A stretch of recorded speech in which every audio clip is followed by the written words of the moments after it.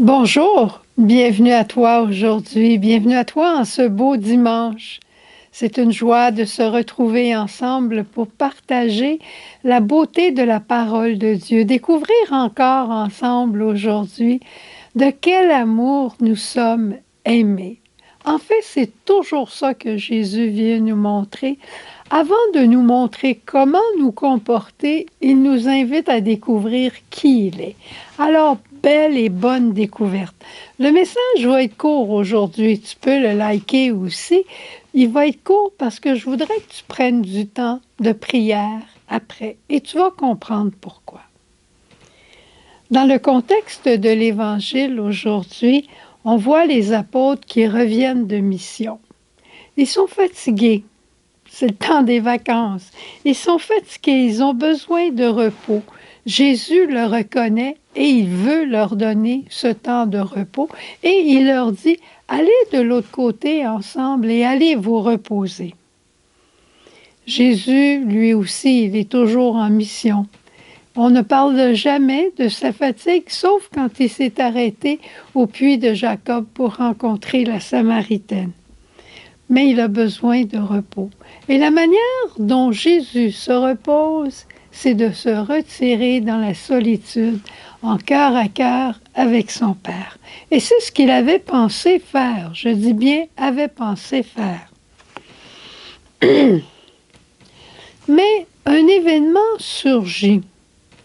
Des gens qui ont entendu que Jésus était là, les gens sortent de leur village. Ils viennent de partout.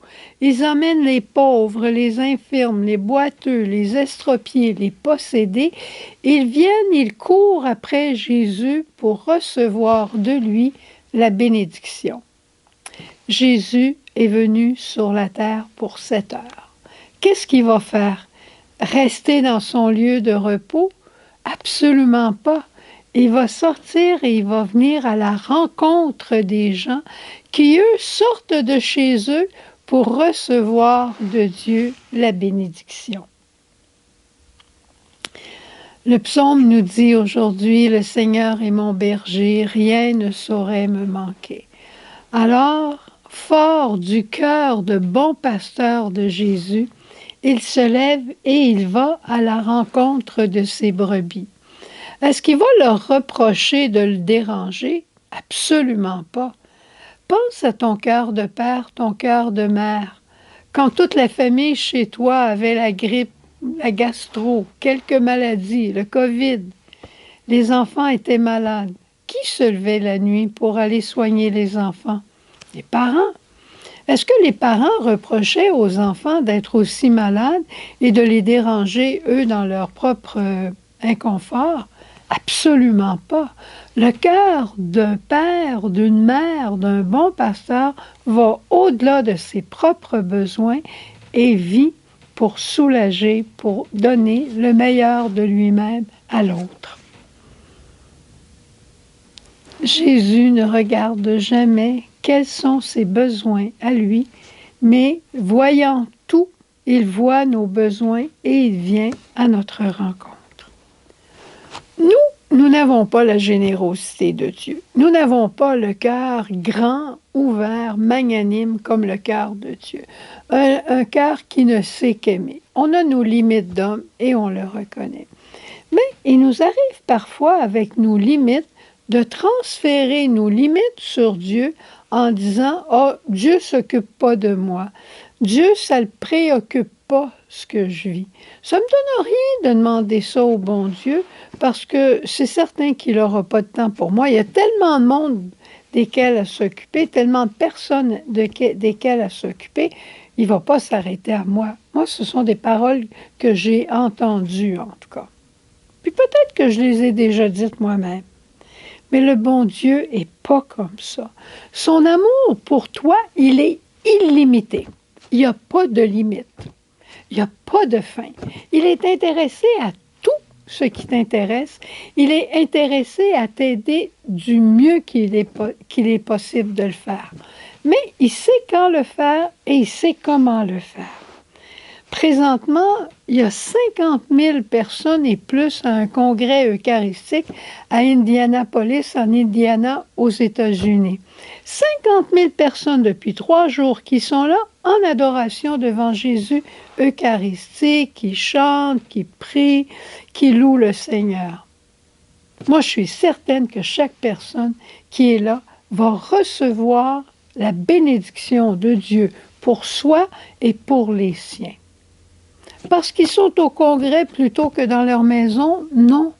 Parce que ce que je veux te montrer, c'est que Dieu veille sur chacun. Il a souci de chacun qui vient vers lui, qui lui demande et qui attend quelque chose de lui. Le cœur de Dieu, un cœur de père et de mère, ne peut résister à une demande de son enfant. Alors, je pense que tu me crois dans ce que je te dis. Mais entre me croire, moi, et en faire l'expérience, c'est deux choses. Arrête-toi maintenant, on poursuit tout de suite avec le temps d'adoration. S'il faut, mets ton ordinateur en pause et reste devant Jésus Eucharistie. Laisse-toi rencontrer, laisse-toi guérir et attends tout de lui. Bonne rencontre avec Jésus, bon dimanche et par la suite, va aimer les autres comme Jésus t'a aimé. Au revoir. Viens à moi, à mes pieds, je parlerai à ton cœur, je suis ton Seigneur.